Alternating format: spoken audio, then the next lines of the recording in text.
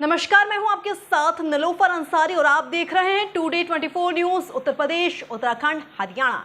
आइए नजर डालते हैं आज की बड़ी खबर पर। बेंदुखत्ता में आखिरकार 10 वर्षों बाद भी शहीद मोहन नाथ गोस्वामी मिनी स्टेडियम का निर्माण कार्य शुरू नहीं किया गया है, जिससे बेंदुखत्ता क्षेत्र में विरोध के स्वर दिखने लगे हैं। बताते चलें कि बेंदुखत्ता निवासी अशोक चक्र विजेता लांस नायक शहीद मोहन नाथ गोस्वामी के नाम पर तत्कालीन मुख्यमंत्री हरीश रावत सरकार ने 2015 में शहीद के घर पहुंचकर शहीद मोहन नाथ गोस्वामी के नाम पर मिनी स्टेडियम बनाए जाने की घोषणा की थी, जिसके बाद शासन द्वारा मिनी स्टेडियम की भूमि के बदले भूमि हस्तांतरण की प्रक्रिया भी पूरी कर ली गई थी।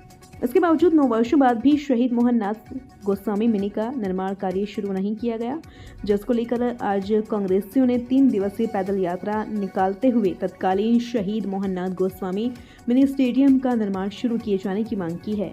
वहीं बेंदुखत्ता के पूर्व सैनिकों ने भी पदयात्रा को अपना समर्थन देते हुए शीघ्र मिनी स्टेडियम का निर्माण शुरू करने की मांग की है। लालकुआं से मुन्ना अंसारी की रिपोर्ट। अभी तक कोई बस घोषणाएं हैं, घोषणा में रह गई है। उस 2015 में मेरे हस्बैंड शहीद हुए थे, उनको अशोक चक्र मिला हुआ था। तब उस समय कांग्रेस सरकार थी। माननीय मुख्यमंत्री हरीश रावत जी भी मेरे वहाँ आके स्टेडियम की घोषणा करके गए थे। सारा पैसा भी आ चुका था, सब कुछ, भूमि भी मंजूर हो गई थी। पता नहीं उसके बाद एकदम मतलब भाजपा सरकार आई, उन्होंने अभी तक कोई भी 10 साल हो गए कुछ भी नहीं किया है उसमें।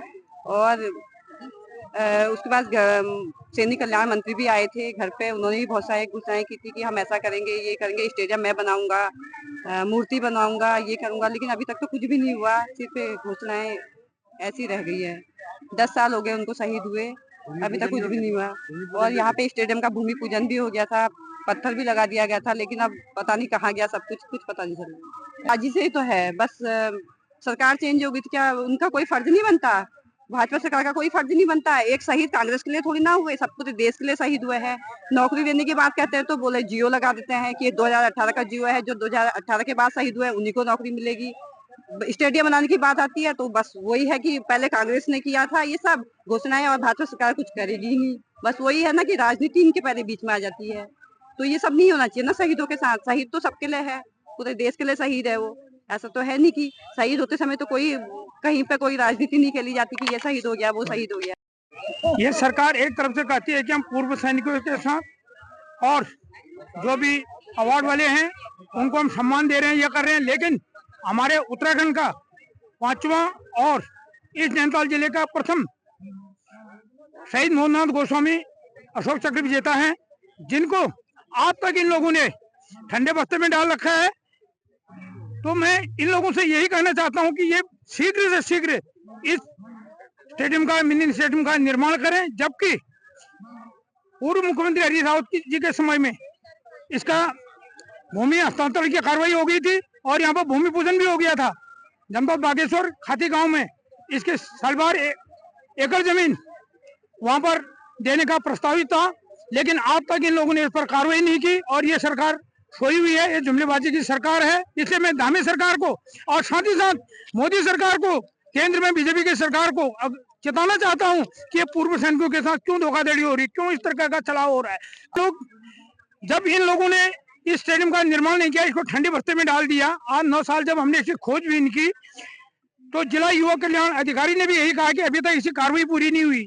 तो पूरी नहीं हुई है तो इसलिए हमने जनता में आक्रोश है, पूर्व सैनिकों में आक्रोश है। और शहीद मोहन गोस्वामी जी की वाइफ भावना गोस्वामी जी हमारे बीच में है, वो भी, और सब वीर नारियों का हमें सहयोग मिल रहा है। और साथ ही साथ हम लोगों ने 3 दिवसीय यहाँ से यह पद मार्च निकाल रखा है पूरे बेंदुखत्ते में। इसका आज हाडाग्राम इंदिरा नगर होते कार रोड से गोला गेट में इसका विश्राम होगा और कल को गोला गेट से नीचे टूटी पुलिया वहां पर विश्राम होगा। अब 18 तारीख को लालकुआं होते हुए तहसील में और वहां पर संबोधन भी होगा। साथ ही साथ एचएम महोदय को ज्ञापन दिया जाएगा।